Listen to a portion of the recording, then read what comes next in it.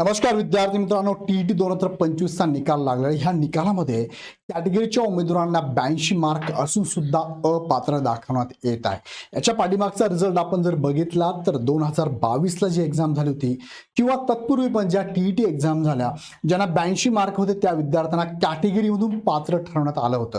मग नेमका गोंधळ काय झाला यावरती मात्र अजूनही परीक्षा परिषदेने काहीही परिपत्रक दिले नाहीये. सो विद्यार्थी म्हणून तुम्ही काय करावं, थोडक्यात हा व्हिडिओ शेवटपर्यंत बघा आणि लगेच ही प्रोसेस तुम्ही अप्लाय करून टाका. सो बघूया हा व्हिडिओ नियम काय सांगतो आणि काय करावं. बघा, तत्पूर्वी इग्नाइट अकॅडमीकडनं तुम्हाला टीईटी आणि सीडीची एकत्रित तयारी करायची असेल तर टीईटीच्या सेपरेट बॅचेस पण आहे आणि टीईटी प्लस सीडीच्या पण बॅचेस अवेलेबल आहे. बॅचेसमध्ये तुम्हाला शिकवणारे फॅकल्टी टू द पॉईंट शिकवते, त्याचे यूट्यूबवरती व्हिडिओ आहे, आपण एकदा बघून घ्या. त्याचबरोबर ह्या बॅचमध्ये तुम्हाला सगळ्या गोष्टी, कोचिंग आहे, टेस्ट सिरीज आहे, नोट्स आहे, सगळं मिळणार आहे. जुन्या विद्यार्थ्यांना 50% ऑफ आहे, नवीन विद्यार्थ्यांना टीईटी नावाचा कोड वापरून 25% ऑफ आहे. बॅच घेण्यासाठी डिस्क्रिप्शनमध्ये ॲप आणि बॅचची लिंक दिली, आपण डाउनलोड करू शकता, हवी ती बॅच घेऊ शकता. आता मुख्य मुद्द्याकडे घेऊन जाऊ तुम्हाला. मी बघा, एक पाठीमागचा रिझल्ट तुम्हाला दाखवतोय. या रिझल्टमध्ये मी तुम्हाला बाकीच्या गोष्टी दाखवत नाही, फक्त महत्त्वाचा मुद्दा लक्षात घ्या की ह्या विद्यार्थ्याला 150 पैकी 82 मार्क आहे. हा निकाल आहे 2022 चा. बघा तुमच्या समोर 21/10/2022 चा निकाल आहे.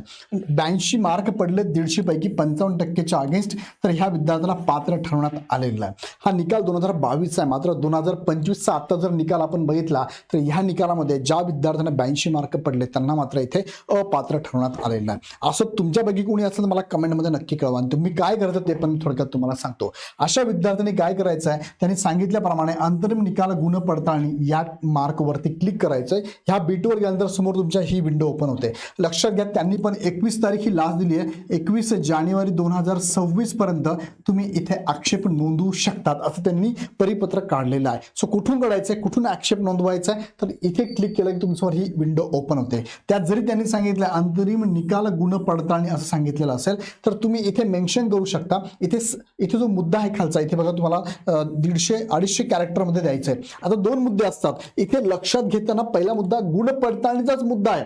आता इथे आपण आक्षेप घ्यावा की नाही हा एक प्रश्न आहे की सर 82 मार्क असून आम्हाला अपात्र दाखवण्यात येत आहे, याचा आक्षेप तुम्ही इथे घेऊ शकतात का.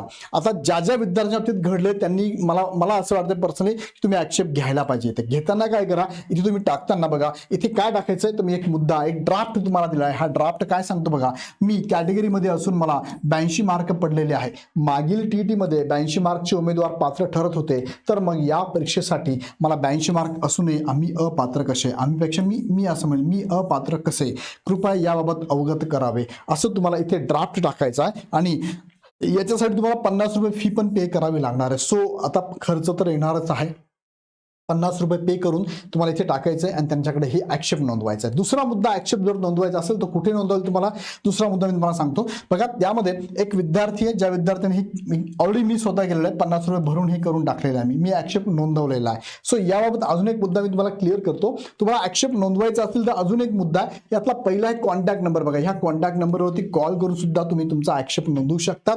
तुम्ही 82 मार्क असून मला अपात्र का ठरवण्यात आलं असं इथे करू शकतात, विचारू शकतात. दुसरा मुद्दा, त्यांचा मेल आयडी पण त्यांनी दिलेला आहे, mahatet2024msc@gmail.com.